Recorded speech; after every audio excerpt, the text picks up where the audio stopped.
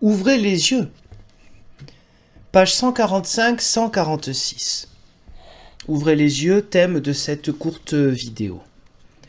Lorsque chacun verra que les ecclésiastiques sont les instruments du diable, tout comme les pharisiens quand Jésus était sur la terre, l'influence du clergé pour tromper le monde sera brisée.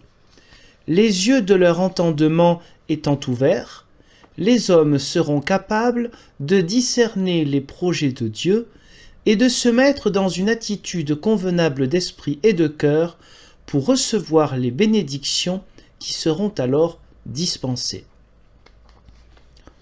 Je peux poser la question donc suivante. Comment cela se fait-il que ce monsieur soit le seul, ou quasiment, à voir ce que d'autres ne voient pas?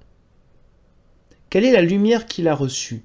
Il parle des pharisiens, il compare les ecclésiastiques. Évidemment, on ne s'embarrasse pas de nuances. Si vous avez vu cette série de vidéos jusqu'à présent, vous aurez remarqué dans les extraits que j'ai choisis, mais les extraits qui ne sont qu'une partie de ce qu'on peut lire dans ces 3 livres et qui sont représentatifs du même vocabulaire, d'une même pensée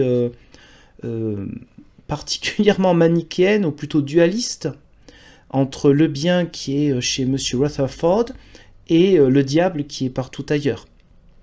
Donc tous les ecclésiastiques, rassurez-vous, fait pas dans la dentelle, les prêtres comme les pasteurs sont les instruments du diable, comme les pharisiens. Les pharisiens, donc je rappelle un peu cette image, une image assez négative des pharisiens que l'on trouve dans les évangiles, de personnes qui étaient là plutôt pour le pouvoir, pour se montrer que pour être vraiment les serviteurs de Dieu, une volonté de pouvoir plus qu'autre chose, et le mensonge, le faux témoignage par rapport à Jésus, beaucoup de choses négatives. Donc voilà, comment ce monsieur a, lui, les yeux ouverts alors que la majorité de la population ne les a pas. Il ne nous explique pas trop. Et nous poursuivons page 147-148. C'est maintenant le moment propice pour que les gens discernent et comprennent la vérité, et particulièrement pour qu'ils voient que toutes les luttes parmi eux, donc les ecclésiastiques, on est toujours dans ce thème-là, les conflits entre les systèmes religieux, les crimes et les actes pervers qui sévissent sur la terre, que toutes ces choses injustes viennent du diable, qui se sert de ces moyens pour détourner de l'Éternel les pensées des hommes. Donc là encore, vous pouvez avoir tout ce que vous voulez comme contradiction, ça ne lui pose aucun problème.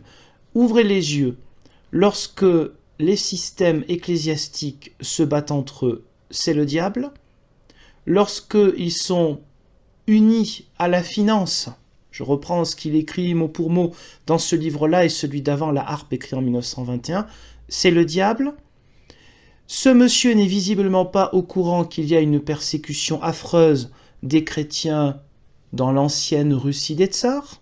Pourtant, en 1926, le journalisme, il y a quand même des choses qui se savent petit à petit.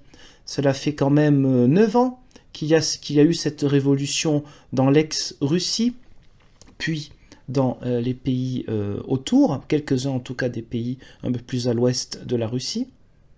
Mais non, il y a toujours la faute de ces horribles ecclésiastiques, et tout cela vient du diable. Donc voilà, ouvrez les yeux, et si jamais vous voyez des contradictions dans ce genre de choses, c'est que vous avez mal vu, parce que lui, M. Rutherford, il a vu, il a compris, et il vous apporte la vérité. Donc merci M. Rutherford.